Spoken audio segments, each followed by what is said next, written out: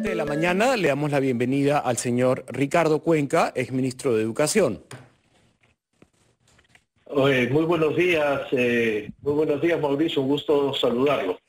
Igual, reconocemos el trabajo arduo que hizo por el retorno a clases y ahora estará viendo sus frutos. Qué interesante cuando, a pesar del cambio de gestión, hay una continuidad en algo que vale la pena, que es la clase presencial. Desde aquí queremos siempre reafirmar que nada va a reemplazar a las clases presenciales, nada. Así lleguemos a la Luna y a Júpiter y nos volvamos, no sé, seres extraterrestres. El contacto del profesor con el alumno, esa mirada de codificar el lenguaje corporal, esta horizontalidad que te da el colegio, donde todos somos iguales, no importa si uno tiene internet en su casa más rápida que la otra. En el colegio las cosas se emparejan para todos. ¿Cómo aprecia usted este retorno semipresencial, lento por cierto, desfasado con relación a otros países de la región, pero ya en curso? Lo primero, Mauricio, rescatar algo que se acaba de decir que creo que es fundamental, y es que por lo menos en el sector de educación hemos aprendido desde hace 10 años, por lo menos, poco más de 10 años, que es posible ir sosteniendo algunas decisiones independientemente del cambio de gestión. Desde que se instalaron en el 2012 algunas de las reformas importantes en el país, la reforma curricular, la reforma docente, la reforma universitaria. El ministro actual, el ministro Cadillo, es el ministro número 11 en estos 10 años y poco. Y todos, con sus propias especificidades, por supuesto, han dado continuidad a las cosas que han parecido importantes para el país, y eso es una buena noticia, es un buen aprendizaje. Y entonces, qué mejor que sentirnos ahora tranquilos, porque esto continúa. Por supuesto, el ministro va a imprimirle algunas particularidades de su gestión, es lo que corresponde, pero la base está, así como yo construí la base sobre el trabajo iniciado en el año 2020 por el ministro Benavides, ¿no es cierto? No hubiese podido en noviembre empezar de la nada el diseño del retorno a clases si no hubiésemos empezado con lo que ya se tenía avanzado. Entonces, el sector de educación ha ido aprendiendo eso y por lo tanto hay que cuidar celosamente que esto se siga manteniendo así. Me parece que más allá de la línea política hay consenso entre los peruanos de aspirar a contar con la mejor calidad educativa de América Latina y, ¿por qué no?, del continente. ¿Por qué no? Ahora quiero un poco comentar con usted que teniendo a un presidente que es profesor y que conoce el magisterio, lo que se cae Maduro es que los próximos 5 años sean de una verdadera revolución educativa, porque tenemos como presidente un profesor y ya hay un primer paso. Me parece que el presupuesto asignado a educación se ha duplicado con relación al año pasado, del 9% casi al 18%. ¿Cómo se puede hacer? Porque finalmente no depende solo de educación, hablábamos de la conectividad. Estos niños que nos partían el corazón porque se tenían que subir a la copa de un árbol, caminar 4 horas a la cima de un apu para poderse conectar, o compartían el celular, ¿no? Si finalmente la conectividad no depende de educación, ¿qué se le ocurre a usted a manera de reflexión que con este presupuesto ya generoso que se le ha asignado merecidamente al sector, se obtengan resultados eficientes? Yo quisiera, por favor, que me acompañe con su respuesta luego de este breve receso que tenemos que hacer para escuchar a los anunciantes. Por supuesto. Gracias.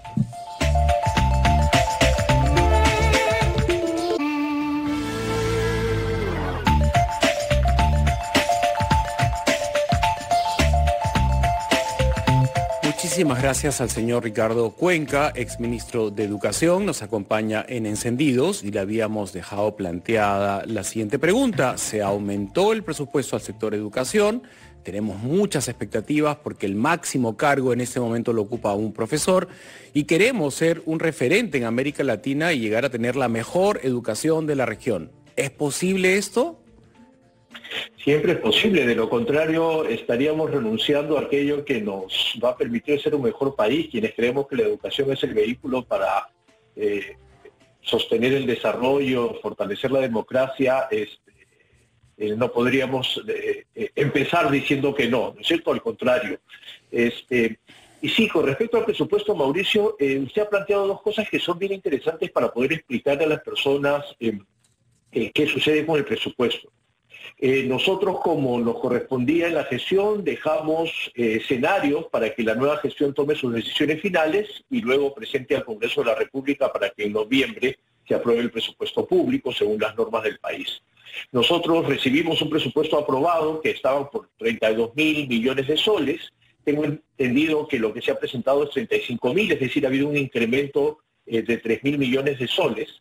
De los escenarios que nosotros dejamos, hicimos escenarios con 33.000, 38.000, 43.000, 50.000, dependiendo de cómo se alcanzaba el 6% del PBI en esta situación progresiva. Pero lo importante de este proceso son dos elementos que son importantes. Uno, primero, ver cómo se distribuye internamente el presupuesto. Y lo segundo es darnos cuenta de algo fundamental que usted ha dicho, Mauricio, y es que el sector de educación, para mejorar la educación, necesita de otros sectores, y es por eso que tiene que haber también un equilibrio del presupuesto. El tema de la conectividad que usted puso.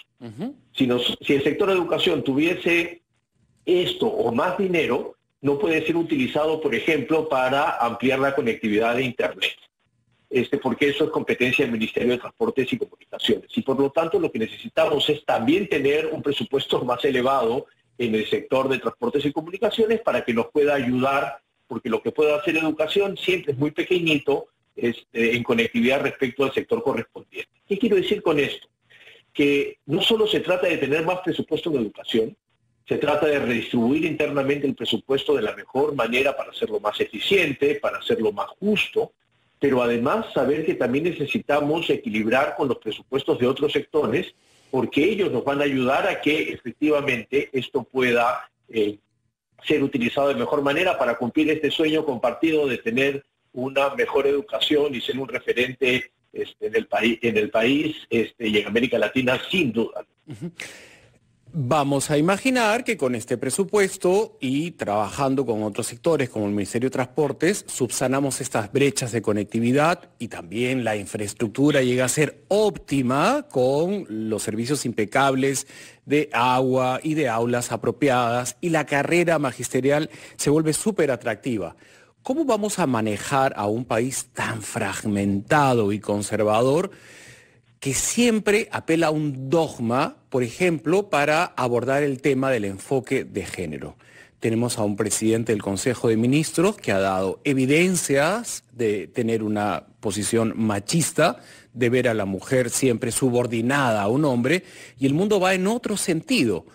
Una vez subsanado lo de la infraestructura y la conectividad, ¿cómo abordamos el tema de generaciones con espíritu crítico, con respeto hacia el otro, no con una educación dogmática que te impone algo que finalmente ni siquiera pasa por el diálogo, sino es que lo tienes que aceptar y ejecutar como si fuese un cuartel? Por dos cosas. Y quiero empezar remitiéndome a la introducción que usted hizo, Mauricio, en el bloque anterior. Yo creo que algo fundamental que tenemos que aprender en el país es que el instrumento para relacionarnos entre los peruanos, entre las peruanas, es el diálogo y no la confrontación. Porque eso es vivir democráticamente. La democracia es un régimen político que tiene sus normas, pero también es una forma de organizar la vida social. Y el diálogo es el mejor instrumento hasta ahora conocido y posible para poder tomar acuerdos, independientemente que sean estos acuerdos consensos. Siempre he dicho que se puede tener acuerdos con disensos cuando se tiene claro que el objetivo principal está por encima de los intereses particulares. Dicho esto, la educación es el instrumento más importante que han tenido las naciones desde su creación, desde la creación de los estados nacionales, para formar sociedades, para formar países. Y por lo tanto, lo que tenemos que hacer es incorporar este espíritu crítico, que por supuesto comparto muchísimo con usted que deberíamos tener, a la idea de calidad de la educación. Si seguimos pensando que la calidad de educación es tener mejores puntajes en algunas pruebas de algunas disciplinas del currículo, como por ejemplo matemática y comprensión lectora, que sin duda son competencias básicas, pero creemos que la calidad la restringimos a eso, todo ese otro, responsabilidad de la educación, toda esta formación de ciudadanos críticos que tienen la capacidad de ponerse en el lugar del otro, que es el primer paso para el diálogo, que por ser diferente no va a ser discriminado, que incluya el tema de género, el tema de interculturalidad, que no se dogmaticen las discusiones. El género es más que la sexualidad, el género son las relaciones entre las personas, son un ejercicio ciudadano.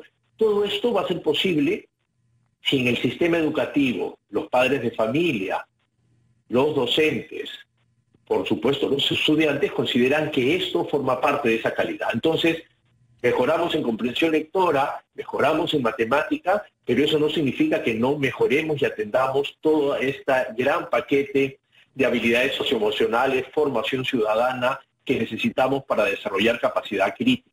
Sin capacidad crítica, Mauricio, la democracia está en peligro. Y eso es lo que tenemos que evitar. Sin duda se abre el tema por la posición clara del presidente del Consejo de Ministros, Guido Bellido, con relación a una congresista, pero más allá de eso tenemos que cada 3 días matan a una mujer desde una conducta patológica machista de un feminicida. Entonces el tema no se puede quedar en la discusión del insulto que condenamos, sino ir más allá, y ahí es donde nace, de acuerdo a los especialistas, incorporemos en el colegio a temprana edad el enfoque de género, o llámenlo como quieran. Yo creo que discutir que si es ideología de género o enfoque de género, yendo al fondo del asunto es qué clase de país vamos a construir, y se abre ahora en el terreno de la educación cómo vamos a reconciliarnos. Sabemos y estamos conscientes que no lo estamos. Mire usted la votación del Congreso de la República. Perú Libre se ha opuesto a la cremación del genocida Abimael Guzmán. Juntos por el Perú se ha abstenido de votar y ellos representan a la ciudadanía. Un país reconciliado es, creo, que a lo que deberíamos aspirar. Sin embargo, no lo estamos desde el colegio, ¿no? Desde los primeros años de educación ya se había abierto el debate, que en algunos textos se contaba la historia de Abimael de una manera o de otra, pero aspirar a la reconciliación, ¿usted siente que estamos en ese camino? Deberíamos estar en ese camino, ¿no es cierto? No lo estamos, lamentablemente, ¿no?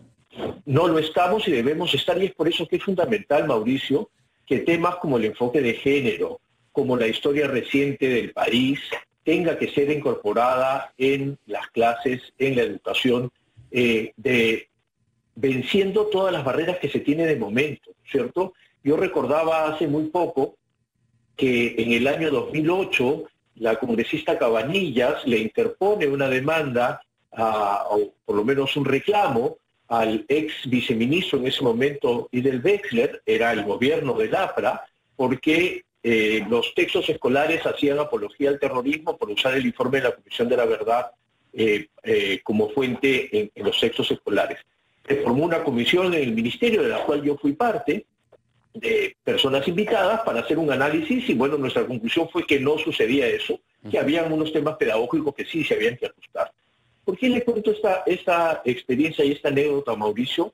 Porque desde que apareció el informe de la Comisión de la Verdad, ahora no solo se han producido nuevas fuentes que vienen, por ejemplo, de las Fuerzas Armadas, que se tienen que incorporar en la discusión para hablar de esa capacidad crítica que estamos reclamando al sistema educativo, pero lo que no se puede es negar que necesitamos atender este tema. Y una vez más, la educación es un instrumento muy potente para formar generaciones que busquen, como en el cuento de García Márquez, que no sabían qué hacer con el cuerpo, y la conclusión era porque no habían elaborado el duelo de esta situación tan atroz, ¿no? Entonces, esas son las discusiones que hay que dar en el tema educativo. El diálogo por eso es fundamental, y yo espero que la pandemia nos ha mostrado las debilidades del sistema, las debilidades del Estado, las debilidades que tenemos como sociedad, pero también nos tendría que abrir una oportunidad para darnos cuenta que hay evidencia que tenemos que ponerle énfasis y prioridad a algunos temas para romper estas fracturas sociales, para consolidarnos de una mejor manera y avanzar como país. No podemos haber demostrado que durante 10 años fuimos un país estrella en el crecimiento económico, pero con una democracia y una política precaria. Esperemos que sea así. Estamos convencidos que el respeto es un cimiento en un sistema democrático que aspire a ser respetado por el mundo entero y hay que aferrarse a él. Muchísimas gracias, señor Cuenca, por acompañarnos a esta hora de la mañana y reflexionar sobre el retorno a clases. Gracias, hasta una próxima oportunidad. Mauricio, muy amable. Hasta otra oportunidad, muy amable, gracias. Vamos a hacer una pausa y regresamos.